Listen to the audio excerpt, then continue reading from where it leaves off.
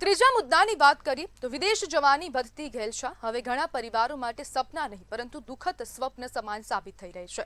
મહેસાણામાં બનેલી આ ઘટના એનો તાજો દાખલો છે, જ્યાં ઓસ્ટ્રેલિયા મોકલવાના બહાને એક પરિવારની પાસેથી 64 લાખ રૂપિયા લૂંટી લેવામાં આવ્યા। ગેસ્ટ હાઉસના બેડ પર નોટોના બંડલ ગોઠવતો વિડીયો અને પિસ્તોલની અણીએ થયેલી લૂંટ, આ સમગ્ર કિસ્સો છેતરપિંડી નહીં પણ આયોજનબદ્ધ ગુનાખોરી દર્શાવી રહી છે। સવાલ એ છે કે વારંવાર આવી ઘટનાઓ સામે આવવા છતાં લોકો હજુ પણ આવા એજન્ટો પર વિશ્વાસ કેમ મૂકી રહ્યા છે? વિદેશ જવાની લાલસા અને ઝડપી કમાણીના સપના ઘણા લોકોને જોખમ તરફ ધકેલી રહ્યા છે।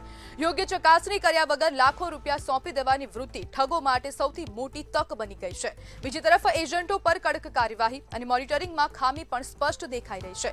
શું આવા કબૂતરબાજોને રોકવા માટે પૂરતી વ્યવસ્થા છે કે પછી દર વખતની જેમ ઘટના બાદ જ તંત્ર જાગે છે? આ કેસ ચેતવણી છે। વિદેશ જવાની ઈચ્છા રાખો, પરંતુ કાયદેસર માર્ગ અને સંપૂર્ણ ચકાસણીની સાથે, નહીં તો સપનાની સફર જીવનભરની પીડામાં પણ ફેરવાઈ શકે છે અને જે આ જીવન જે મૂડી કમાયેલી છે તે મૂડી હવે ક્યાંક ને ક્યાંક છેતરપિંડીનો ભોગ બનીને તમે ગુમાવી પણ શકો છો। અને વારંવાર આવી ઘટનાઓ બની રહી છે। ગુજરાત રાજ્યના અનેક ખૂણામાંથી આવી ઘટનાઓ સામે આવતી રહે છે, છતાં પણ હવે નાગરિકો પણ હવે સમજતા નથી અને જે એજન્ટો હોય છે તેમના પર આંખો બંધ કરીને વિશ્વાસ મૂકી દે છે અને ક્યાંક ને ક્યાંક થોડા સમય પછી આ વિશ્વાસઘાત મળે અને તે દરમિયાન હવે જે પરિવારો છે તે લોકો પોલીસનો આશરો લેતા બની રહ્યા છે।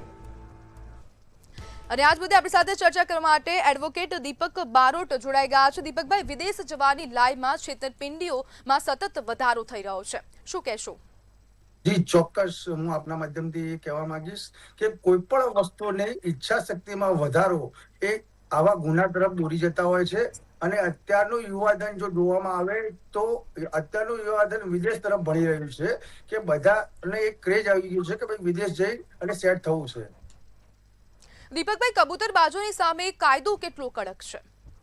જી વખતો વખત કાયદો કડક છે જ, પણ ક્યાંક ને ક્યાંક આપણા જાહેર જનતાને પણ અવેરનેસ રાખવી જોઈએ। કાયદો તો કાયદાનું કામ કરે છે, કાયદો કડક જ છે, પણ કહેવાતા ગુના આપણી અવેરનેસ ન હોવાના કારણે બનતા હોય છે, એવું મારું માનવું છે। કે સજા તો ચોક્કસ જોગવાઈ છે જ સજાની।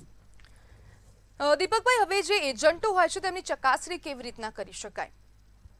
ચકાસણી એટલે કે આ જે અત્યારે લોભ લાલચમાં આવી જાય છે કે ભાઈ આ રીતે અમે તમને મોકલીશું, સેટ કરીશું, એ રીતેની ખોટી મોહ માયામાં નહીં જઈ અને યોગ્ય અને સારા એવા એજન્ટો માર્કેટમાં છે જ કે જે યોગ્ય પ્રોસેસ પાસ કર્યા પછી, ફોલો કર્યા પછી જ આ રીતે વિદેશ મોકલે છે। તો એવા એજન્ટોને આપણે સંપર્ક કરવો જોઈએ, એવું પબ્લિકે માનવું જોઈએ।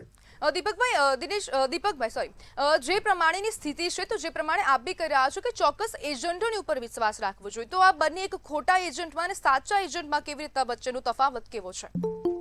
પ્રથમ તો તમારે આટલી મોટી રકમ આપીને જ્યારે વિદેશ જતા હોવ ત્યારે એના માટેની શું લાયકાત છે, કેવી રીતે જવાનું છે, શું પ્રોબ્લેમ છે, અત્યારે હાલ મોબાઈલ ગૂગલ પર સર્ચ કરો એટલે દરેક પ્રકારની માહિતી તમને ઉપલબ્ધ રહે છે જ।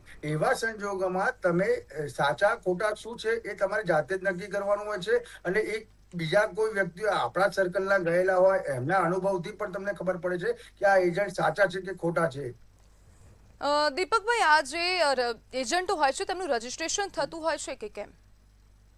રજીસ્ટ્રેશન જેવું તો થાય છે જ, પરંતુ જ્યારે વિદેશ મોકલે છે ત્યારે એમનો બી એક કોડ હોય છે અને એ કોડમાં વારંવાર એક કરતા વધુ વ્યક્તિઓ જતા હોય છે। IELTS ની કે જે ધારાધોરણ પ્રમાણે પરીક્ષાઓ પાસ કરવાની હોય છે એ અને યોગ્ય લાયકાત ધરાવતા અને ફાઇલિંગ કર્યા બાદ જે પ્રોસેસ થતી હોય છે એ યોગ્ય એજન્ટો દ્વારા જ થતું હોય છે અને એમની માન્યતા પ્રાપ્ત કરેલી જ હોય છે।